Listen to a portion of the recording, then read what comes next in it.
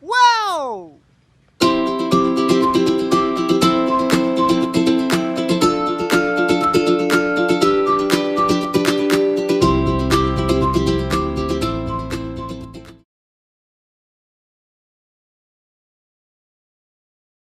Boleh kalau kita tahu identitas ibu dari Ya. nama. Nama saya Kuni Fariha. Alamat di sini ya, Delisan, Tempuran, Magelang. Saya aslinya dari Grabat Magelang.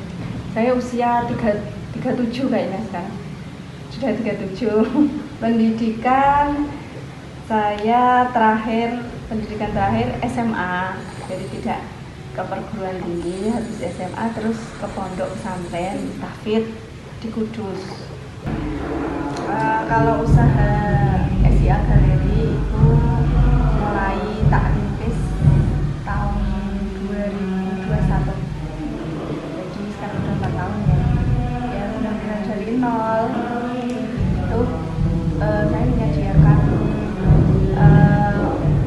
usaha muslim untuk wanita, terutama gamis-gamis yang harian, gamis-gamis yang nyaman dipakai, model simple, itu yang saya bawa. Dan SKA sendiri dibandingkan brand-brand yang lain, brand-brand garis yang lain itu Apa saja? Ya.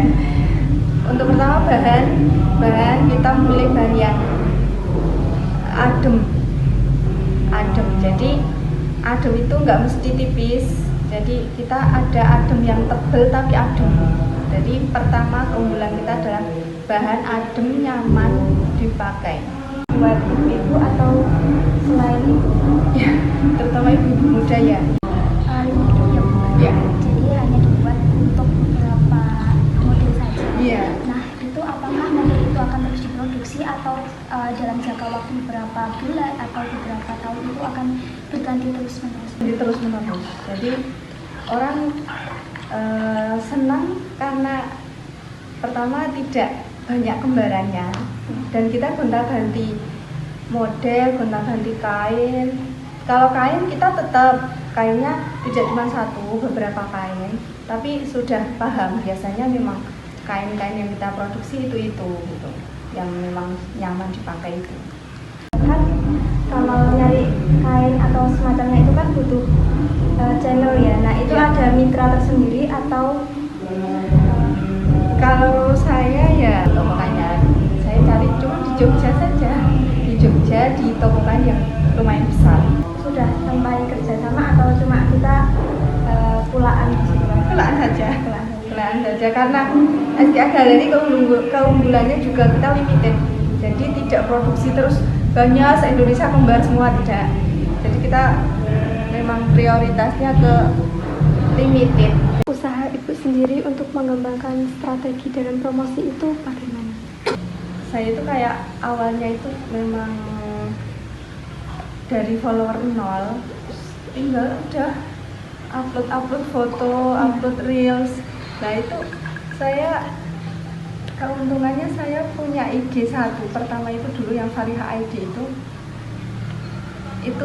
Fariha ID kan untuk produk yang batik ini ya, batik tuil ini. Yang jual batik itu kan banyak ya. Nah itu IG itu kayak ajaib gitu. Tiba-tiba saya nggak pernah iklan karena nggak tahu cara ngiklan dulu. Itu tiba-tiba itu kalau saya bikin reels itu yang nonton tuh langsung banyak. Itu juga masih sampai sekarang, dari awal sampai sekarang juga masih saya modeli sendiri untuk foto. Pokoknya kalau bisnis itu memang apa ya, jangan langsung pengen gede gitu, jangan. Memang pelan-pelan. Dari di admini sendiri, dari dimodeli sendiri, diedit sendiri, sampai sekarang pun masih kayak gitu, diupload sendiri ya. Itu apakah berkala setiap berapa bulan sekali atau sesuai tren yang sedang booming di saat itu? Kalau saya tren sih, ya tren, sesuai tren. Jadi kalau oh ini lagi musimnya set hijab, ya udah kita ikut. Sama lihat apa pasar itu lagi suka kain apa, mengikuti. Kan biasanya kalau di Shopee atau TikTok kan ada itu apa namanya live, terus kan berarti ada karyawannya, terus yang penjahitnya, terus buat biaya pengiriman itu kan ada biaya-biayanya tertentu yang dikeluarkan. Itu cara mengolahnya, mengaturnya bagaimana? Pengalaman saya ya, memang modal itu harus kayak double, nggak bisa terus cuman untuk satu kali produksi terus nunggu habis baru produksi, nggak bisa. Salah itu. Pangsa pasarnya kita ini mau target yang pasarnya kita gimana, itu yang paling utama.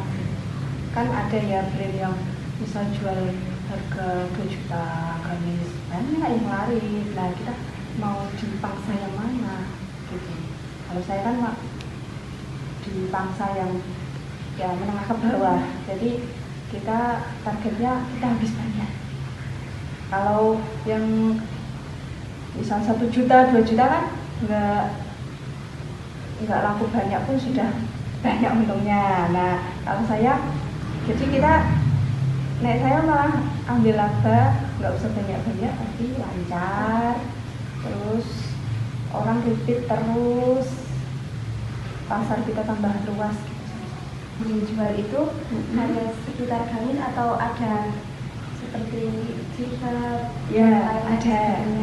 Jadi Saya gamis, jilbab, koko juga, tapi itu by request, PO, sistemnya PO.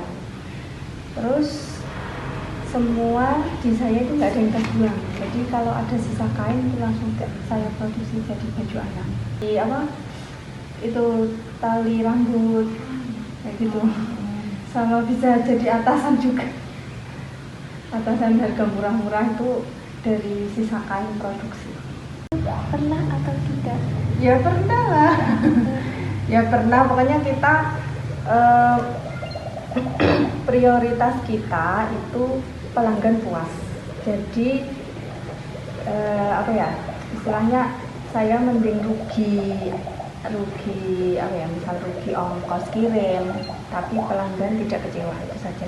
Kalau buat strategi pemasaran yang menurut jenengan paling efektif itu lewat misalnya online atau malah yang langsung kayak gitu? Online dong. Zaman sekarang online. Nah itu online itu banyak ya. Kalau menurut saya paling efektif itu pertama itu di IG sih. Saya dulu pertama juga di IG. Jadi kalau shop itu kan orang memang mau belanja ya. Tapi kalau di IG atau TikTok itu kan nggak nyari baju pun dia akan muncul sendiri kan. Untuk aset tetapnya itu apa aja? Apa ya? Aset tetap ya HP, media sosial.